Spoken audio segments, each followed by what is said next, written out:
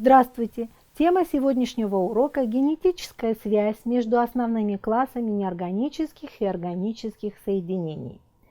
Материальный мир, в котором мы живем, и крохотной частичкой которого мы являемся, едины, в то же время бесконечно разнообразен. Внутреннее единство можно проследить и в способности взаимного превращения одних классов веществ в другие. Эта возможность взаимного превращения, а также определенная обусловленность свойств веществ различных классов, образованных одним и тем же химическим элементом, носит название генетической связи, которая отражается в так называемых генетических рядах.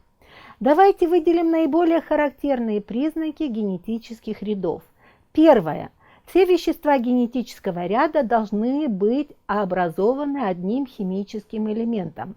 Например, ряд, записанный с помощью химических формул бром-2, H-бром, натрий-бром, натрий-NO3, нельзя считать генетическим, так как в последнем звене элемент бром отсутствует. Хотя реакция перехода от натрия-брома, от бромида натрия к нитрату натрия легко осуществима. Нужно провести реакцию взаимодействия бромида натрия с нитратом серебра. Если в приведенный ряд вместо нитрата натрия, натрия NO3, мы включим формулу бромида серебра, аргентум бром, то такой ряд мы можем считать генетическим рядом элемента брома. Второе свойство. Вещества, образованные одним и тем же элементом, должны принадлежать к различным классам, то есть отображать разные формы его существования. Третье. Вещества, образующие генетический ряд одного элемента, должны быть связаны взаимопревращениями. По этому признаку можно различать полные и неполные генетические ряды. Рассматривая нами генетический ряд бром-2, H-бром, натрий-бром, аргентум-бром, мы можем считать незавершенным или неполным генетическим рядом. А вот если мы в этот ряд добавим еще после аргентум бром простое вещество бром, то мы уже можем рассматривать данный ряд как полный, потому что он начинается простым соединением бром и заканчивается также простым соединением бром-2.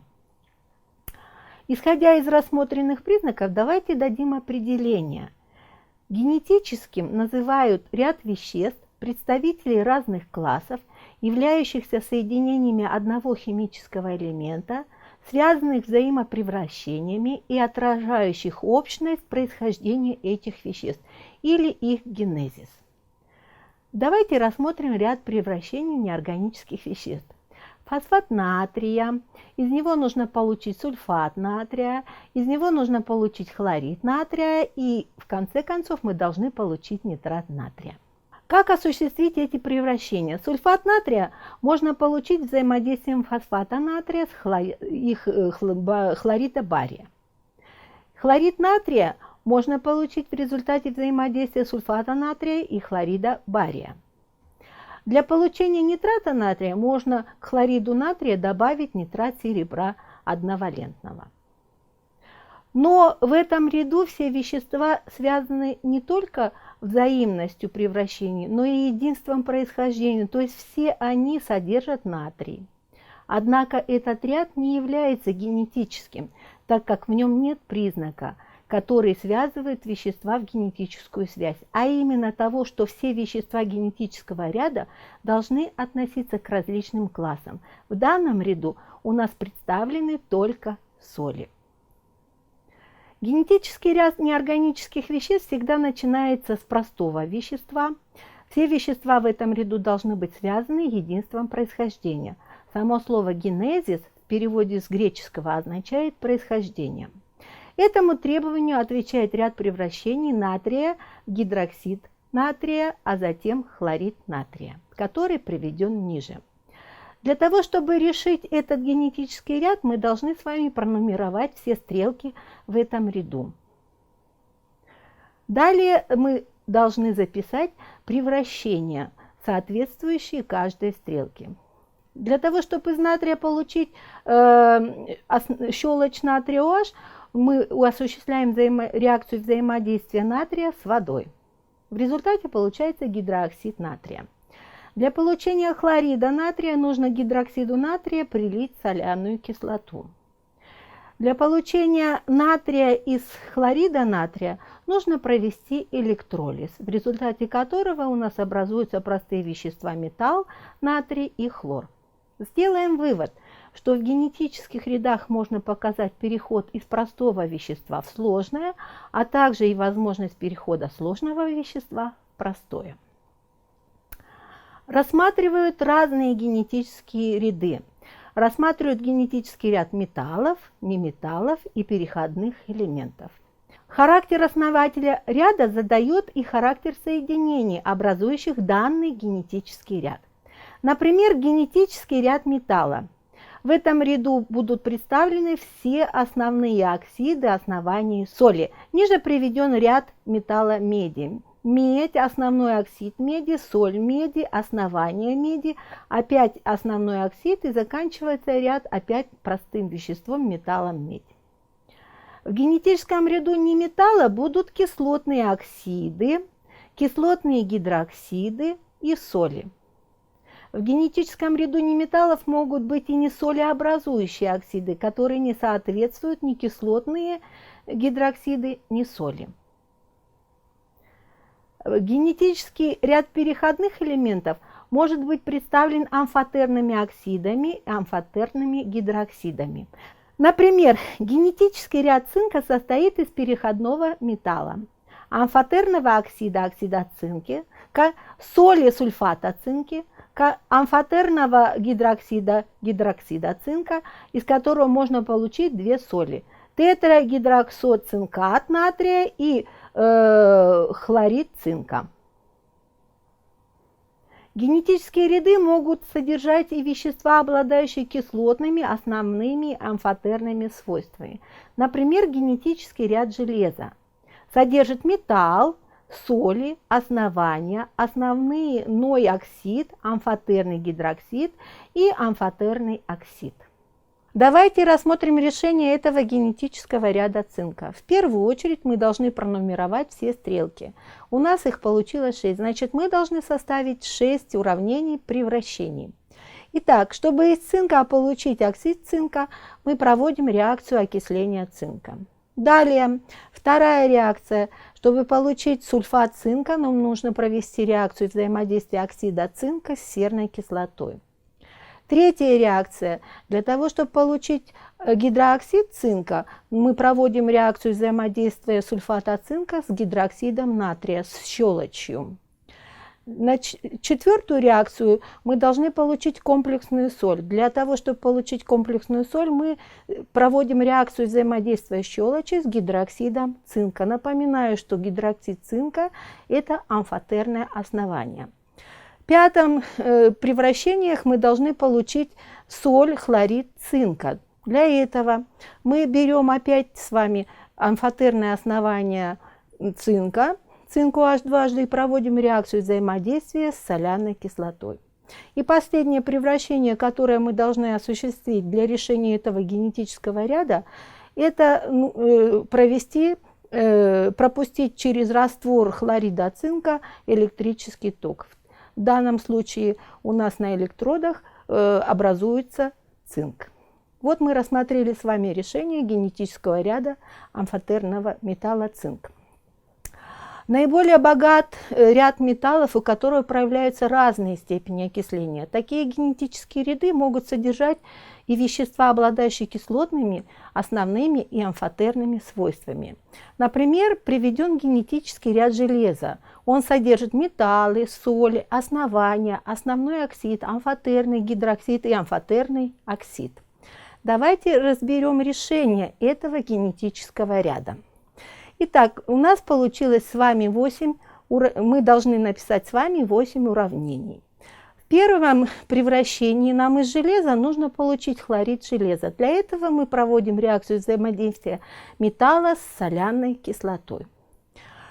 Во втором уравнении мы должны получить гидрооксид железа. Для этого к соли хлорида железа приливаем щелочь, раствор щелочи калий OH. Третье уравнение. Нам необходимо получить оксид железа двухвалентного. Напоминаю, что гидроксид железа – это нерастворимое основание. При нагревании эти основания разлагаются на оксид соответствующего металла и воду. Четвертое превращение: мы должны из оксида железа двухвалентного получить чистый металл. Проводим реакцию восстановления с углекислым газом. Пятое превращение: нам нужно из железа получить с вами хлорид железа, соль. Для этого мы проводим реакцию взаимодействия металла с хлором. В шестом превращении мы должны с вами из хлорида железа получить гидрооксид железа трехвалентного. Для этого мы проводим реакцию взаимодействия хлорида железа трехвалентного с щелочью натрия OH. В седьмом превращении мы из нерастворимого гидроксида железа трехвалентного должны получить оксид железа трехвалентного. Опять проводим реакцию, нагреваем нерастворимый гидроксид и получаем, соответственно, оксид. И последняя реакция, которую мы проводим для решения этой генетической схемы: нам нужно из гидроксида железа получить чистый металл железа. Для этого мы проводим реакцию с углем. В результате у нас происходит реакция восстановления железа и образуется углекислый газ. Теперь давайте рассмотрим генетические ряды органических соединений. Чем они отличаются от генетических рядов неорганических соединений? Генетический ряд органических веществ состоит из соединений разных классов, содержащих одинаковое число атомов углерода в молекуле.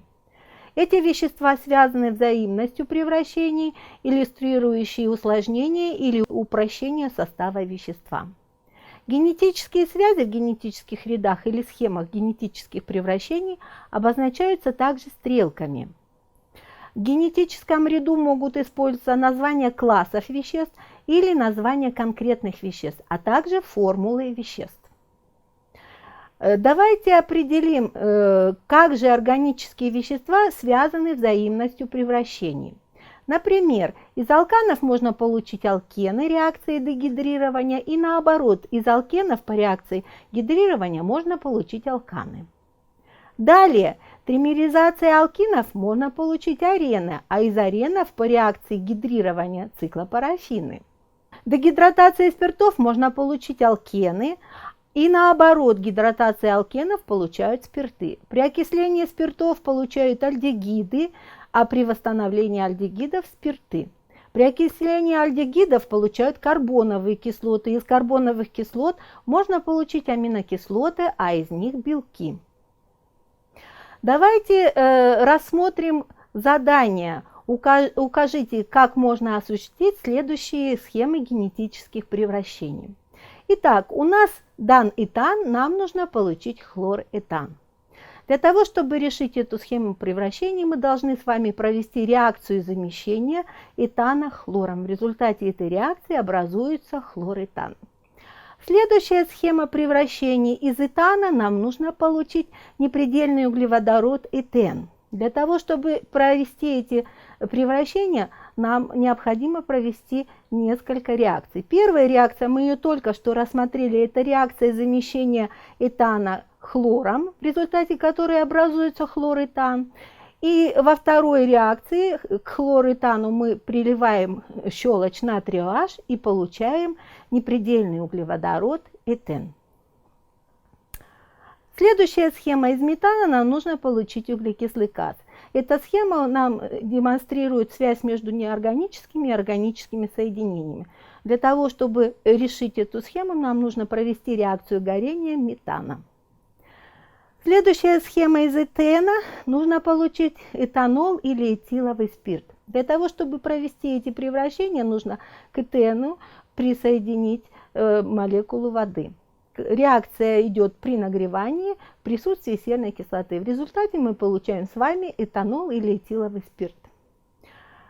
Рассмотрим следующую схему, в которой из этанола нужно получить этаноль, то есть из спиртов альдегиды. Значит, для того, чтобы получить из спиртов альдегиды, мы должны провести реакцию окисления. Она идет при нагревании. Спирты в результате окисляются до альдегидов. Рассмотрим следующую схему генетических превращений. Из метаналя альдегида нужно получить метановую или муравьиную кислоту. Для того, чтобы провести эти превращения, мы проводим реакцию серебряного зеркала, в результате которой метаналь превращается в муравьиную кислоту и выделяется серебром. Следующая схема генетических превращений. Из муравьиной кислоты нам нужно получить этиловый эфир муравьиной кислоты. Для этого мы проводим реакцию взаимодействия муравьиной кислоты с этиловым спиртом, в результате чего мы получаем этиловый эфир муравьиной кислоты. В следующей схеме нам нужно из бензола получить нитробензол. Для этого мы с вами проводим реакцию взаимодействия бензола с азотной кислотой. Реакция каталитическая идет в присутствии серной кислоты при нагревании. В результате этой реакции мы получаем нитробензол. Мы рассмотрели простейшие генетические связи, а теперь давайте выполним задание посложнее. Задание такое: составьте уравнение реакций, при помощи которых можно осуществить следующие превращения. Из углерода нужно получить этиловый эфир уксусной кислоты. Непосредственно из углерода получить этиловый эфир уксусной кислоты невозможно, поэтому давайте запишем эту схему, используя химические формулы веществ. Ну, во-первых, исходное вещество у нас углерод. Из углерода мы можем получить непредельный углеводород ацетилен. Из него мы можем получить непредельный углеводород этилен. Из этилена мы можем получить этиловый спирт или этанол. И уже конечным продуктом, который нам нужно получить, будет этиловый эфир уксусной кислоты. То есть мы словесную схему перевели в схему генетической связи при помощи химических формул. Для того, чтобы решить эту схему, мы пронумеруем стрелочки, их у нас будет всего 4. Значит, первые реакции, которые мы проводим, это реакция углерода с гидроксидом кальция. В результате этой реакции образуется карбид кальция, из которого потом при взаимодействии с водой мы с вами получаем ацетилен. Вторая реакция. Для того, чтобы из ацетилена получить этен, нам нужно провести реакцию гидрирования, то есть взаимодействие с водородом, и в результате мы получаем этилен. Третья реакция. Из этилена мы получаем этиловый спирт при взаимодействии его с водой. И последняя реакция, которую мы запишем для решения этой схемы, это реакция взаимодействия уксусной кислоты с этиловым спиртом. В результате этой реакции мы получаем этиловый эфир уксусной кислоты. Существует много возможностей перехода. Можно сначала этот слайд. Мы рассмотрели отдельно генетические связи и генетические схемы неорганических веществ и органических веществ. Но мы должны помнить, что существует много возможностей перехода неорганических веществ в органические вещества и обратно. Например, у нас дана схема: карбонат кальция, оксид кальция, карбид кальция, ацетилен, бензол, нитробензол, анилин. Как же можно осуществить эти превращения? Если мы посмотрим хорошо на эту схему, то у нас в этой схеме существуют вещества и неорганического характера, и органического. Для того, чтобы решить эту схему, мы проводим следующие превращения. Во-первых, при разложении карбоната кальция образуется оксид кальция. Далее, в реакции с углеродом оксид кальция образует карбид кальция, который при взаимодействии с водой образует ацетилен. При меризации ацетилена образуется бензол. Четвертая реакция. В реакции бензола с азотной кислотой образуется нитробензол. И в заключение, пятая реакция, при восстановлении водородом нитробензола образуется анилин. Таким образом, мы решили схему химических превращений, в которой связаны и неорганические, и органические вещества. Давайте сделаем выводы. Значит, неорганические генетические ряды могут содержать металл, неметалл или переходные элементы. В генетических рядах вещества связаны взаимопревращениями. Органический генетический ряд содержит вещества разных классов, которые содержат одинаковое число атомов углерода. Это обязательное условие. В генетических рядах возможен переход от неорганических веществ в органические. И, конечно же, предлагаю подвести итоги. Теперь мы с вами знаем генетическую цепь неорганического и органического вещества. Мы с вами понимаем генетическую связь между типами углеводородов и классами органических соединений. Знаем типы реакций, характерные для разных классов соединений. И понимаем о единстве неорганического и органического мира. Что вы можете теперь сделать? Во-первых, вы можете делать выводы, определять вещества, относящиеся к разным классам неорганических и органических веществ, записывать химические формулы веществ, называть вещества, используя правила номенклатуры, записывать уравнения химических реакций, которые вам нужны для выполнения заданий по теме генетическая связь или генетические превращения. И в заключение я вам предлагаю записать приведенные схемы на слайде и выполнить их в тетради. Запишите уравнения химических реакций, при помощи которых можно осуществить превращение. Назовите все вещества, формулы которых приведены в схемах 1 и 2. Задания вы эти можете выполнить у себя в тетрадях и сдать своим учителям на проверку для получения положительной оценки.